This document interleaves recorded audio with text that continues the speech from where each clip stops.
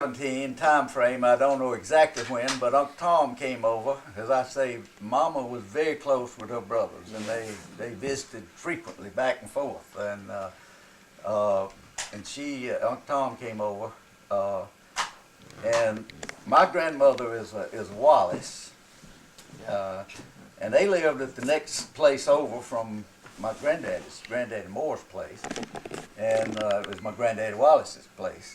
And but anyhow, Aunt Vera was a daughter, the middle daughter, I guess, in the Wallace family, in the next plantation over from the Moore plantation, and they were so my daddy and Aunt Vera were first cousins. So Uncle Tom came over to visit with our family and met Aunt Vera. And the two of them were married, I think, 1917 Sometime or 1917, somewhere around 1917. I think 1917.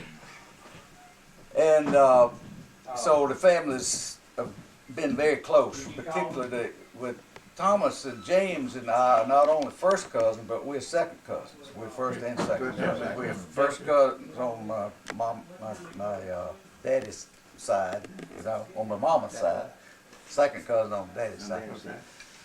But anyhow, that's the connection there. Well, Uncle Albert then came over to visit, and Aunt Mary Lou, the Johnson place, then, I don't know when they moved from, you say down in the Sprott area, but they were living. Oh yeah, they moved from there a long time before. Somewhere in the 1900s, early 1900s. Yeah, real quickly fill in. Okay. My grandfather bought his 217 acres from Mr. Wallace in 1908. Okay. And that's when their fifth child was born, I think. But anyway, okay. And mother was the first one born.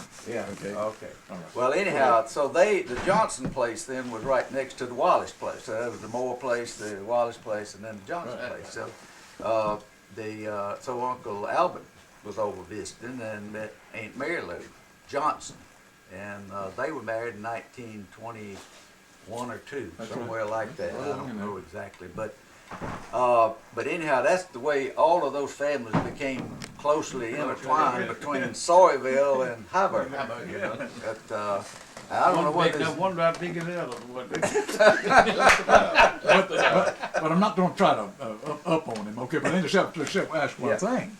According to the Blue Book, Aunt Coma found Uncle Will Stevenson in Perry County. That's right. Is that?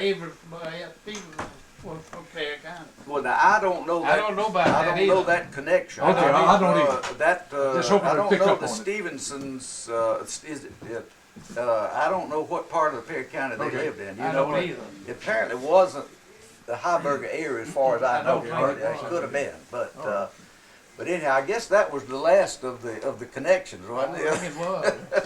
They still have those Run big out, I country guess. lies over But there. hey, just a We minute. still have This right? Sawyerville bunch is not through raiding, okay? I mean, he's stopped here at a point with my mama, okay? So what happens next? My daddy evidently knew Uncle Frank Thigpen, my future Frank Thigpen, okay? And here he comes trotting over, and after my Aunt Rosalie to be. That's right, right behind him, okay? Continuation. Right. And I don't know. And of course, the next happening was, well, almost my Aunt Myrtle. They finally give her up and sent her to Greensboro so she'd be available. What I meant, they sent her over there to finish high school, to live with Aunt Rosalie, okay? And so finally she made a connection up there near her other sister, Aunt Mary Lou, in Tuscaloosa, and found Dr. Brooks, okay? Yeah. So that's that connection. Okay, Now, what about Elizabeth? sir? Elizabeth. All right, now wait, back up a minute now. Still got, okay, back up. Well, Delilah, she found her husband in Marion, and then Elizabeth, she also found her husband, not necessarily in Marion, I think she found him through Greensboro some way, She was going visiting over there, is that right? Bill Lake. He was in the Air Force, and you know, he flew those great big old heavy transport planes. Now, is he a Hale County guy? Elizabeth's. No, she was a baby child. Oh, I know Elizabeth. I Yeah, know okay. she was raised right there In Heiberger. Heiberger, but who, husband, where was he? Oh, Bill Lake. Was All he right. from? He lived there just west of Marion, about 4 or 5 miles out. Okay. His father was a railroad man, and his mother was a county health officer. Yeah. Bubba. So, and that wraps it up, man. But you know, I can remember visiting just about every one of them, well, all of them. I visited, I remember that was, that's what amazes me, that back in the late 20s and early 30s, that's when we were traveling as a family, because my daddy died in 34.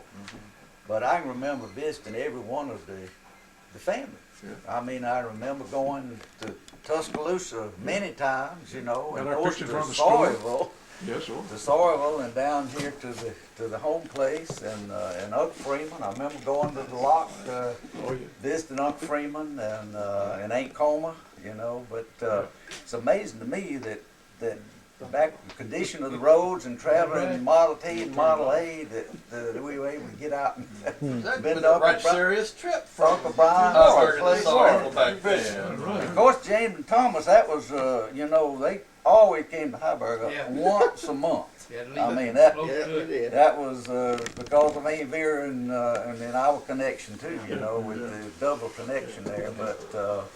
But I can remember most all of you this. Like that. And we still got some loose ends I want to finish up. I used to go to Heiberger and maybe stay a week or 10 days.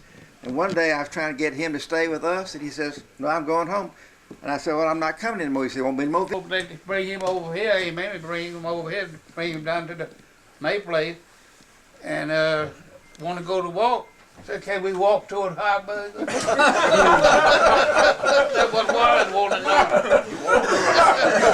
Can we walk toward Heiberger? Y'all remember Aunt Vera was a lot smaller than Uncle Tom, but she was right feisty, and she didn't take any comments that was negative about her children. But I can well remember, and we were all traveling in one car. I don't know, but we had been somewhere. Deer Springs, Birmingham. Okay, all right. We were coming back. Thomas he's so thirsty, he just couldn't stand it, you know, and finally we stopped in Brent at the Hunt drugstore for Thomas to go in and get a drink of water. And Thomas had the reputation of being bad to sort of run off. He sort of wouldn't always go back where he's supposed to. But he went in the drugstore there, and everybody else get a glass of water. The rest of us sat in the car, you know, and we sat, and waited on Thomas. And they'll come back out, you know, and we're just about ready. Somebody was just getting out of the car to go look for Thomas. Here he came out, you know. And Uncle Tom said, "Son, what in the world, where in the world have you been?" And he said, "Well, I've been in there getting a drink of water." And he said, "Well, why it take so long?" He said, "Well, I drank 10 glasses." And Uncle Tom said, "Something wrong with my children." Aunt Vera said, "Ain't nothing wrong with them either."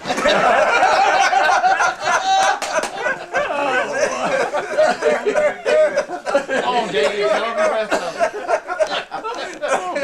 Well, he don't There's another part to that story too. We went to the Alabama State Fair. I want to tell you something about this connection with the farm. What